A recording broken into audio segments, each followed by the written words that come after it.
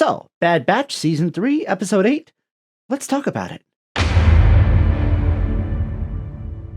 So this episode sees the team attempting to discover more information about the M-count situation. They contact Fee, who discovers there is a bounty out for beings with an M-count. They in turn get in touch with the Fennec Shan to see if she has any more information, her being the, bounty hunter they have experience with.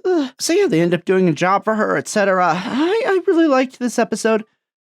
Not my favorite. Again, it's somewhat of a side quest episode, but I think that's important because it's not just like... It's not like let's ignore the main story and go over here and do this.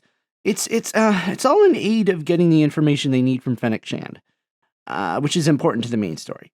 And I liked seeing her in this episode. I think it's neat. She's just kind of a part of Star Wars universe now.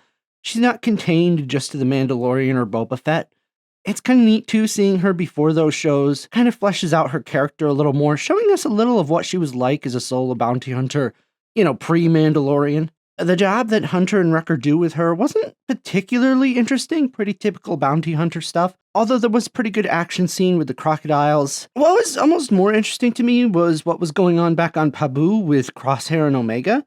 Their interactions in this show continue to be very good and kind of funny. I like that line where she says, "I have an idea, but you're going to have to trust me," and Crosshair says, "I'm not going to like it, am I?" "Well, you don't like anything." "True." Terrible, terrible Crosshair and Omega impersonations, but you get the idea.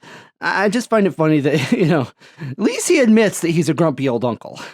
And then, of course, the thing she wants him to try is meditation, which she learned apparently on Kashyyyk. Makes sense, and it makes sense that she'd want to try that, given that they think his problem is mental at this point, which is likely. I know there's a theory going on out there that, maybe like the conditioning that they tried to do on him worked better than he thought, and maybe he is a sleeper and kind of winter soldiered and they could activate him at any time and he's going to go bad again against his will. I kind of hope not. I could see some story benefit in that, like emotional benefit, but I don't know. I just want to kind of move on from bad Crosshair and just good Crosshair. I don't know. Yeah, overall, there really isn't too much to this episode, but what is there is important, again, to the overall story. I was a little disappointed in the ending, when she tells them, "Oh, I don't have the information here, but I can get it." My first reaction was, no, I don't want to spend 3 more episodes looking for this info, but maybe we won't. I also trust the writers to make it interesting no matter what, for the most part. Also at the end, who's she talking to?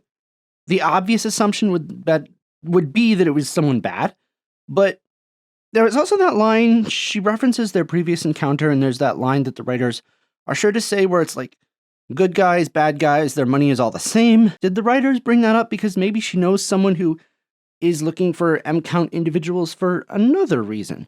I mean, she could be contacting just about anyone. Could be Cad Bane, which, yeah, then he probably would be lurking for the Empire, but on the other hand, maybe it's Ventress, Quinlan Voss. Maybe they're tracking down M-count individuals for the Path or something?